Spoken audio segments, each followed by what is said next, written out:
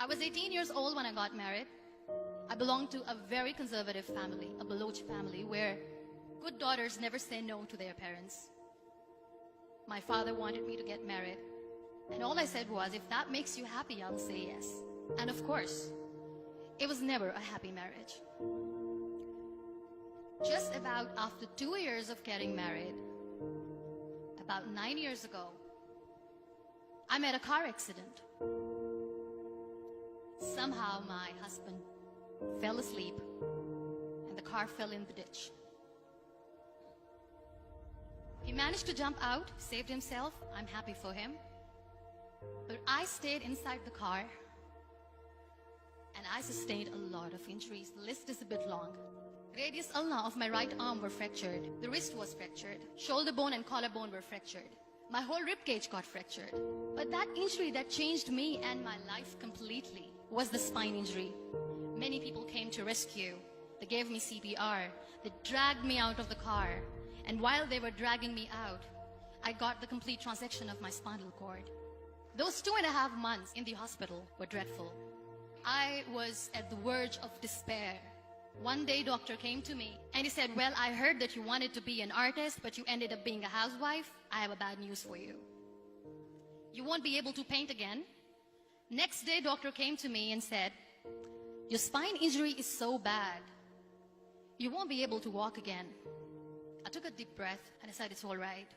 Next day, doctor came to me and said, because of your spine injury and the fixation that you have in your back, you won't be able to give birth to a child again. That day, I was devastated. I started to question my existence. Why am I even alive? So what kept me going was, one day I asked my brothers, I know I have a deformed hand, but I'm tired of looking at these white walls in the hospital and wearing these white scrubs. Bring me some colors, bring me some small canvas. I want to paint. So the very first painting I made was on my deathbed, where I painted for the very first time. What an amazing therapy it was. Without uttering a single word, I could paint my heart out. I could share my story. People used to come and say, what lovely painting. So much color. Nobody could see the grief in it. Only I could. And that day I decided that I'm going to live life for myself. I am not going to be that perfect person for someone. I am just going to take this moment and I will make it perfect for myself. That I'm going to fight my fears. So I wrote down one by one all those fears. And I decided that I'm going to overcome these fears one at a time. Do you know what was my biggest fear? Divorce. But the day I decided that this is nothing but my fear, I liberated myself by setting him free. And I made myself emotionally so strong that the day I got the news that he's getting married, I sent him a text that I'm so happy for you and I wish you all the best. And he knows that I pray for him today. Number 2 was, I won't be able to be a mother again. And that was quite devastating for me. But then I realized there are so many children in the world, all they want is acceptance.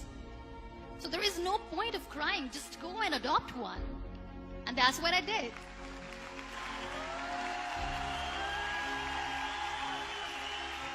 I gave my name in different organizations, different orphanages, and I waited patiently.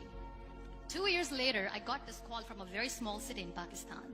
I got a call and they said, are you Muniba Mazari? There is a baby boy and would you like to adopt?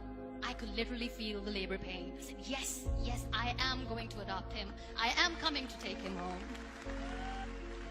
And that day, I was 2 days old, and today he's 6. You know, when you end up being on the wheelchair, what's the most painful thing?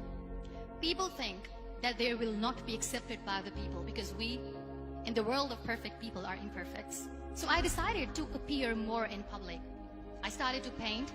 I have done a lot of modeling campaigns. I decided that I'm going to join the national TV of Pakistan as an anchor person.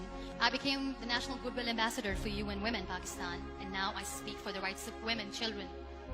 I was featured in BBC 100 Women for 2015. I'm one of Forbes 30 under 30 for 2016. So when you accept yourself the way you are, the world recognizes you. It all starts from within.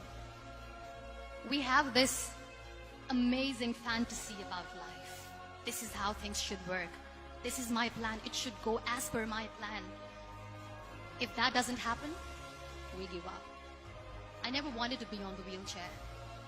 Never thought of being on the wheelchair.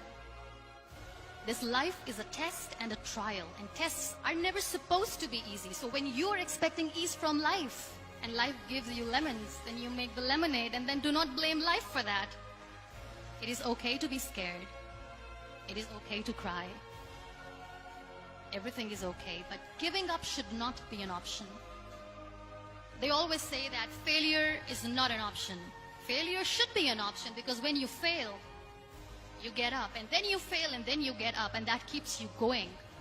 Embrace each and every breath that you are taking. Celebrate your life. Live it. Don't die before your death. Real happiness lies in gratitude. So be grateful, be alive, and live every moment.